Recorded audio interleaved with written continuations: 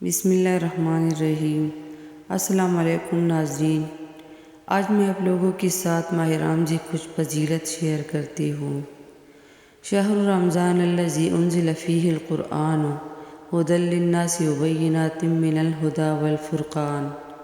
ماہ رمضان وہ مہینہ ہے جس میں قرآن نازل کیا گیا ہے، جو انسانوں کے لیے ہدایت اور ایسی واضح تعلیمات پر مشتمل ہے جو راہ راست دکھانے والے، حق اور باطل کا فرق کھول کر رکھ دینے والی کتاب ہے۔ یا ایھا الذین آمنوا کتب علیکم الصیام کما کتب علی الذین من قبلکم لعلکم تتقون۔ اے ایمان والو، تم پر صیام فرض کی گئی ہے جس طرح کہ تم سے پہلے لوگوں پر فرض کی گئی تھی، تاکہ تم پرہیزگار بن جاؤ۔ ماہ رمضان میں سخاوت سنت رسول اللہ صلی اللہ علیہ وآلہ وسلم ہے۔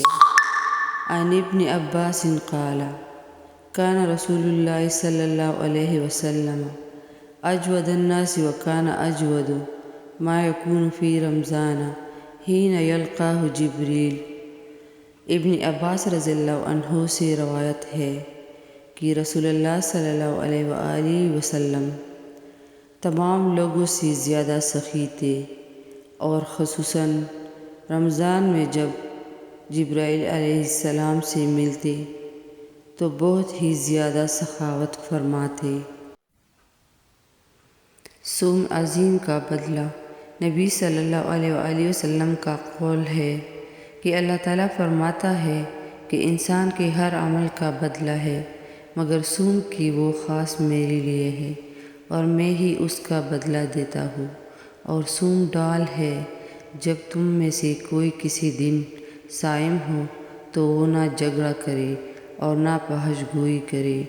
اگر کوئی شخص اس سے جھگڑا کرے یا گالی گلوچ کرے تو کہہ دے میں صائم ہوں، اور قسم ہے اس ذات کی جس کے قبضے میں محمد صلی اللہ علیہ وآلہ وسلم کی جان ہے، صائم کی منہ کی بو اللہ تعالیٰ کی ہاں مشک کی خوشبو سے زیادہ بہتر ہے۔ صائم کو دو خوشیاں حاصل ہوتی ہیں، جب افطار کرتا ہے تو خوش ہوتا ہے، اور جب اپنے رب سے ملے گا تو صوم کی سبب سے خوش ہوگا۔ رمضان وہ مہینہ ہے جس کے پہلے 10 دن رحمت کی ہے، دوسری 10 دن مغفرت کی ہوتی ہے، اور آخری 10 دن آگ یعنی جہنم سے آزادی حاصل کرنے کے لیے کی ہوتی ہے۔ رمضان میں دعا کا قبول ہونا۔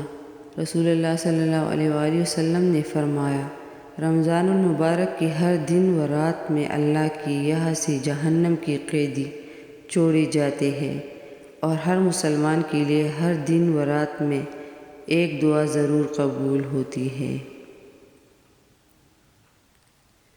رمضان کا پہلا عشرہ رحمت، دوسرا عشرہ مغفرت اور تیسرا عشرہ جہنم کی آگ سے نجات کا ہے۔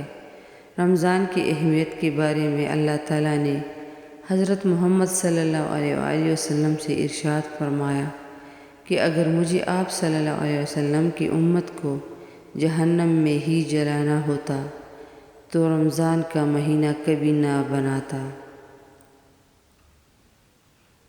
حضرت عقبہ بن عامر رضی اللہ عنہ سے روایت ہے کہ حضور رحمت للعالمین صلی اللہ علیہ وآلہ وسلم نے ارشاد فرمایا، جس نے اللہ تعالیٰ کی رضا کی خاطر ایک دن کا روزہ رکھا، اللہ تعالیٰ اسے دوزخ سے 100 سال کی مسافت دور فرمائے گا۔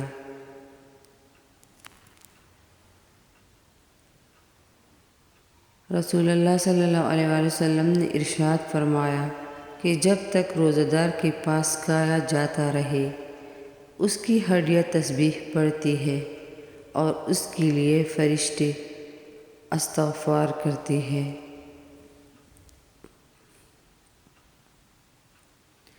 روزہ کی برکت۔ رسول اللہ صلی اللہ علیہ وسلم نے ارشاد فرمایا، روزہ رکھا کرو تندرست رہا کرو گے، اور روزہ سے جس طرح ظاہری و باطنی مضرت زائل ہوتی ہے، اس طرح اس سے ظاہری و باطنی مسرت حاصل ہوتی ہے۔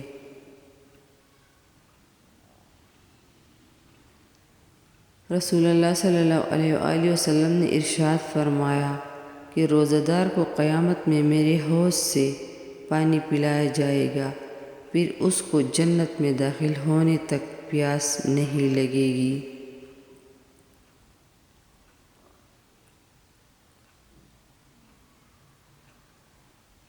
روزہ دار کا سونا عبادت ہے اور اس کی خاموشی تسبیح ہے، اس کا عمل مقبول ہے اور اس کی دعا قبول ہے۔